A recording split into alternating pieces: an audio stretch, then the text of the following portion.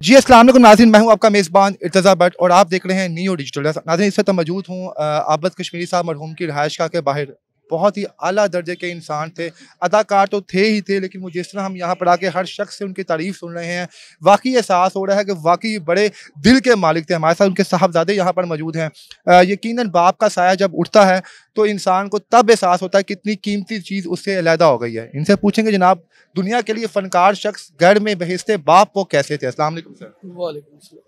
Sir Kashmiri साहब दुनिया से गए हैं, हर शख्स की आंख अश्कबार है और हम आपको देख रहे हैं कि मुसलसल जब आपको पता चला आप डेड बॉडी लेके गए हैं, तब से आप जो है आपकी आंखों में आंसू है। ये सबूत है कि बेइंतहा आप मोहब्बत करते थे। सर कश्मीरी साहब बहिस्ते बाप कैसे थे? उन जैसा बाप ना तो कोई हो सकता है और ना कभी होगा। वो एक नहायत ही अच्छे अदाकार थे और नहायत ही अच्छे बाप भी थे। उन्होंने कभी ये नहीं देखा कि उनकी जेब में कितने पैसे हैं कितने नहीं हैं। उनके पास जो भी मदद मांगने आया उन्होंने सबकी मदद की है। वो ऐसे इंसान थे। सर माशाल्लाह आप दो बहनें हैं, दो भाई हैं आप, तो आबद साहब सख्ती करते थे आप लोगों के ऊपर? सख्त मजाज थे, रूल्स एंड रेगुलेशन को फॉलो करते थे वो? नहीं, वो घर में भी मजाकिया ही माहौल रखते होते थे। मजाक ही करते रहते थे सबसे। और बहन भाइयों में सबसे छोटा मैं हूँ तो लाडला था उनका। तो इस वजह से ना मुझे उनका सबसे ज़्यादा प्यार मिला है। सर सुना है आबद कश्मीर साहब पे लाइफ में थोड़ा अप्स एंड डाउन्स भी है, मुश्किल हालात भी है, माली मामला ख़राब भी हुए, लेकिन उनका जो एटीट्यूड था वो कम नहीं हुआ, उनका जो रोब था, दबदबा वो कम नहीं होता। किस तरह वो मुश्किल हालात में अपने फैमिली के साथ इससे तमाम चीज़ों को फेस करते थे? जी, ये एक किस्सा है, ये मैं आपको बताना चाहूँगा। ये मैंने पहले भी एक इंटरव्यू में बताया कि वो बाप ऐसे थे कि एक बार हमारी माली हालत बहुत ज़्यादा ख़राब हुई थी, तब मैं स्टूडेंट लाइफ में होता था। तो हमें नहीं पता था कि कल खाना पकेगा घर में कि नहीं पकेगा। तो उनकी जेब में आए थे 2000 रुपये और उस वक़्त मैंने जाना था बाहर दोस्तों के साथ घूमने। मेरे समझ नहीं थी, तब स्टूडेंट आया था। तो मैं ज़िद कर रहा था, रो रहा था कि मुझे पैसे दें, मैंने बाहर जाना है। तो उन्होंने ये नहीं देखा कि कल खाना में क्या पकेगा, कैसे पकेगा, पैसे तो है नहीं। उन्होंने आखिरी 2000 भी जेब से निकाल के मुझे दे दिए। यानी कि वो इस तरह के थे जो औलाद से बेइंतहा मोहब्बत करने वाले। बहुत सर हमने बहुत देखा कि मुख्तलिफ अदाकार या फ़नकार जब उन पे माली हालात उनके ख़राब होते हैं तो बाकायदा वो फंड्स और एड के लिए जनाब वो मुतालबा भी करते हैं, लेकिन आबद कश्मीरी साहब पे हमने पूरी ज़िंदगी में ऐसा नहीं देखा। आपने बताया मुश्किल हालात भी हैं, ये खुददारी कैसे उनके शून में शामिल थी? सर, ये खुददारी अल्लाह की तरफ से थी। उनको काम इतना मिलता रहा कि अल्लाह का शुक्र है, करम अल्लाह पाक का।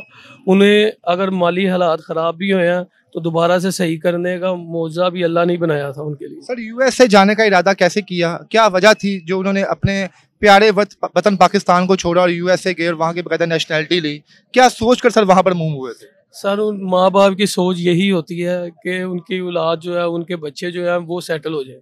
वो यही सोच रहा के उधर गए थे कि उनके जो बच्चे हैं वो वहाँ पे सेटल हो जाएं और एक अच्छी ज़िंदगी बसर करें। सर हमने आबद कश्मीरी साहब का देखा है, तकरीबन हर लेजेंड के साथ उनका एक भाई वाला रिश्ता था। अमानुल्लाह खान साहब हो गए, बब्बू बराल साहब हो गए, मस्ताना साहब हो गए, तालक टैडी साहब हो गए।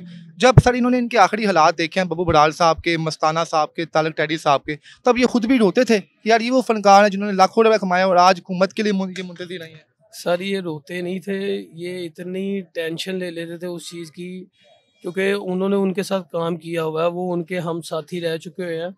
तो वो इतनी टेंशन ले लेते थे कि उनकी तबीयत खुद की ख़राब हो जाती थी और रात के 2:30 बजे तक हम मैं खुद बजाते खुद उनको हॉस्पिटल में लेके जाता रहा हूँ, जहाँ पे उनको बाकायदा 1 घंटा ऑब्जर्वेशन में रखा जाता था। डॉक्टर दवाइयाँ दे रहे होते थे, उनका ब्लड प्रेशर इतना शूट कर जाता था, इतनी वो टेंशन ले लेते थे उनकी। सर किस फनकार को वो उसके मरने के बाद भी बड़ा मिस करते थे, उसका जिक्र करते थे आप लोगों के साथ?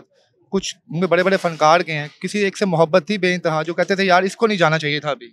नहीं सर, वो सबसे मोहब्बत करते थे, सब भी उनके लिए बहुत अजीज़ थे। जिन जिनके साथ उन्होंने काम किया है वो सब उनकी कहीं ना कहीं उनके लिए खास है थे। सर जुम्मे का दिन अल्लाह पाक नसीबों वालों को देता है कि इस दिन जो है रूह कब्जों किसी की।